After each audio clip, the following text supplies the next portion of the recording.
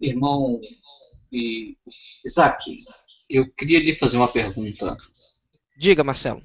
Como está escrito aqui em 1 Coríntios, capítulo 23 em diante, aqui o apóstolo Paulo ele fala sobre essa ceia. O que você me falaria sobre isso? Deixa eu chegar onde você está. Você falou 1 Coríntios. Capítulo 11, versículo 23 em diante. Deixa eu chegar lá.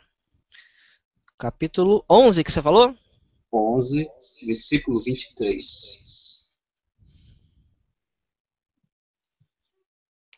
Porque recebi do Senhor o que lhes transmiti.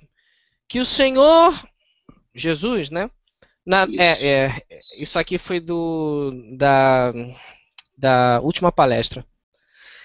Porque recebi do Senhor o que lhes transmiti. Que o Senhor Jesus, na noite que foi traído, pegou o pão. E depois de dizer, né, ou dado graças, né? O partiu e disse: Este é o meu corpo, que é para vocês. Façam isto em memória de mim. Bem, a última palestra eu cheguei a comentar sobre isso, tá? Mas eu prefiro que dessa vez a coisa aconteça um pouquinho diferente. Em vez de eu falar, eu quero que você melhore sua pergunta para mim. O que você está enxergando disso que você está lendo? Veja bem. As igrejas evangélicas, na sua totalidade, na maioria, elas enxergam isso aqui como um referencial à Santa Ceia, né, ou à Ceia do Sim. Senhor. Uhum. E quando os tais praticam esse, vamos dizer, ritual, eles estão pensando que estão fazendo um culto que foi uma ordem dada pelo próprio Jesus, né? E Ok. que nesse momento aqui, como está escrito, né? Este cálice é o Novo Testamento, no versículo 25, na parte B, diz o seguinte: esse cálice é o Novo Testamento no meu sangue. No meu sangue, fazer isto todas as vezes que beberdes em memória de mim. Então, o que, que eles Sim. imaginam? O seguinte: que eles estão praticando uma ordem que o próprio Cristo deu. Exatamente. É o que eles imaginam mesmo. Sim, o que, Só que você. que, só que o que ocorre? Vamos entender, eu vou voltar um pouquinho no assunto, tá? Para que fique um pouco mais claro, tá? Que ceia era essa que os discípulos estavam? Responda para mim. Era Bom, o que? Era uma festa judaica. Qual era o nome dessa festa? esse era a festa dos pães asmos, não, né? Esse era o jantar da Páscoa. Isso, já da Páscoa. Sim, O jantar eles da estão. Páscoa. Exatamente, estavam comemorando, dentro do contexto aqui, que aconteceu no Êxodo, não é isso? Isso. Aí eu te pergunto uma coisa. O jantar da Páscoa, Cristo aboliu ele e instituiu esta ceia? É essa a visão que as religiões absorvem, no seu ponto de vista? Não, de forma nenhuma. Se De ele forma não nenhuma mesmo. aboliu, se ele não aboliu, né, o jantar da Páscoa, então vou ler aqui. Ele começa dizendo, né? Porque recebi do Senhor o que lhes transmiti, né? O que Uhum. eu estou falando a vocês, tá? Que o Senhor Jesus, na noite em que foi traído, pegou o pão. Por que ele começou com essa frase? Hum, pode Bem, vamos explicar. lá. Ele inicia essa frase falando: porque o Senhor, na noite que foi traído, tomou do pão, tá? Primeira coisa, ele está tirando uma ideia que hoje existe nas religiões, né, de santidade ou purificação das pessoas mediante o partir ou comer do pão. Ele já começou assim. Por quê? Porque ele já começa dizendo para você, na noite em que foi traído. Isso quer dizer o quê? Se o pão que foi usado ali tivesse algum poder de purificação ou santidade, se fosse um ritual para dar isso à pessoa, entendeu? nenhum discípulo teria traído a Cristo. Pedro não teria negado Jesus. E assim por diante. Não teria tido mais pecado. Se fosse esse o conceito a estar sendo mostrado. Tá? Aí ele coloca, como não é esse o conceito, e depois de dizer, ou dado graças, né, algumas traduções dizem Barak, né, e depois de ter dado graças, o partiu e disse, este é o meu corpo, que é para vocês. Qual é a representação do pão nas Escrituras? O que o pão representa nas Escrituras? Você saberia me dizer? Seria o próprio Cristo, né? Ele disse, eu sou o pão vivo que veio do céu. Ok, então vamos... Então, legal. Então, primeiro capítulo de João. No princípio era a palavra, ou verbo. A palavra estava com Deus. E a palavra era Deus. E como é que é o restante? O restante é uma comparação ao Messias. Sim. Certo? Porque ele vem dizendo que esteve entre os homens, foi a luz no meio dos homens. Então quem é o pão? Sim. O pão é a palavra. É a palavra. Jesus é a própria palavra. Se Jesus é Deus, entendeu? Se Jesus é Deus conforme 1 João, tá?